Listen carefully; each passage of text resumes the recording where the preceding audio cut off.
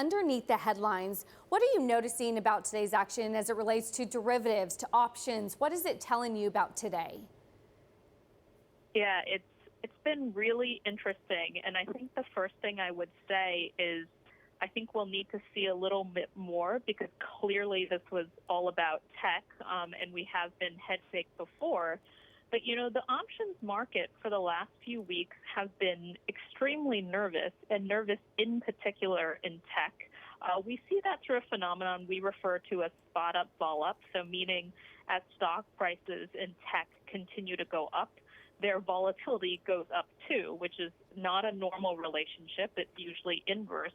And the fact that we, upended kind of 20, 30 years of that relationship and are starting to get that, that made me nervous. And we actually spoke about it with your guys this morning about how when people are continuing to be more uncertain as tech goes up, there's usually something behind that, and the same with when the market goes up and VIX goes up. And so, today a lot of those relationships broke, and it'd be very interesting to see if it continues to break.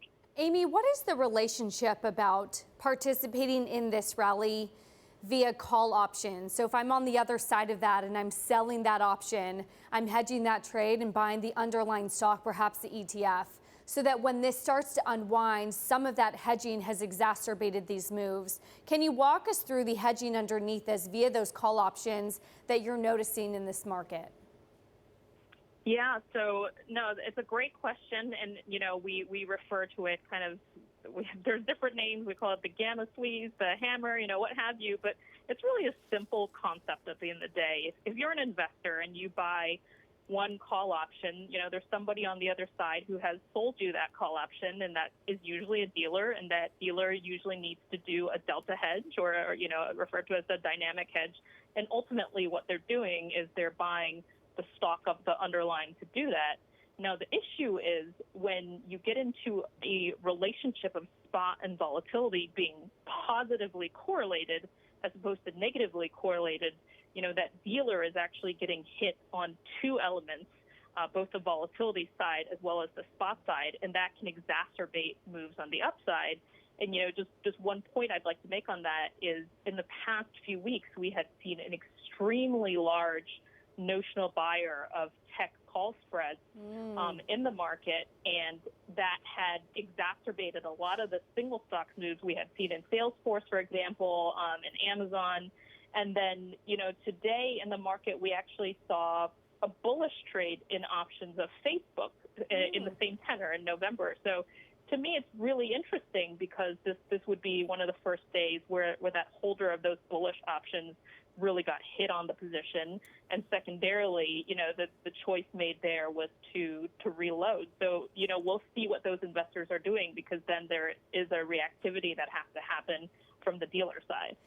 Amy, what is the theory out there about if you start to get some cracks in some of the big tech names that you just mentioned, it really does have the opportunity to pull down the rest of the market, and perhaps maybe we saw pockets of that today?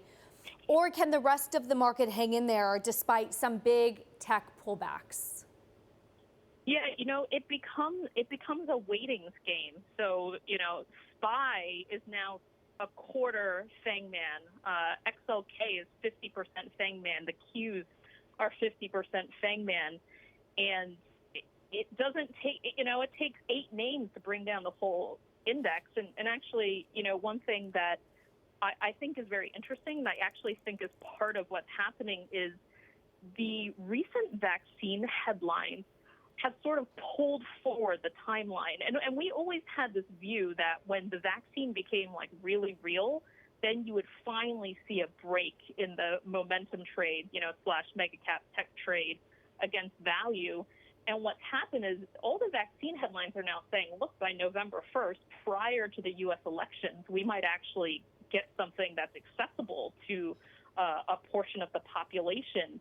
And so it sort of fast forwarded that recovery trade. So your own commentator earlier was saying, a lot of the cyclical and recovery names have actually done well. And I find that super interesting because I think that this story today is really all about tech and not necessarily about the full market. Interesting. Push this forward finally to us towards not only tomorrow with Jobs Day, but of course the election. And a lot had been written about options plays within the VIX, where that October contract that plays to the volatility around the election, much more expensive than the first and third month option contracts around the VIX. Are you seeing heightened volatility in that October contract that encapsulates the November election much higher than anyone else, any other month? Yeah, that hump is definitely there in the market. November is pricey as well, and obviously today, just everything kind of came up with it. What I think is interesting about that is when I actually talk to investors and we speak about hedging their portfolios, a lot of them are actually looking longer dated in tenor, even though we have that hump in that October through November timeframe.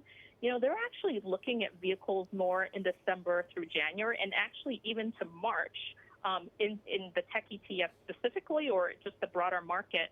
And part of what a lot of people have pointed out is that, this election is going to be tricky. It's not going to be one where people believe we're going to have an answer on November 3rd.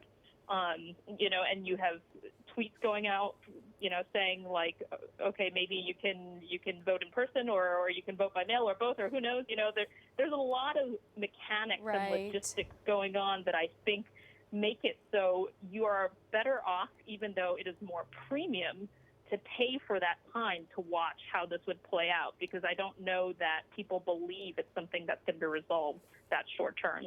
Thank you there.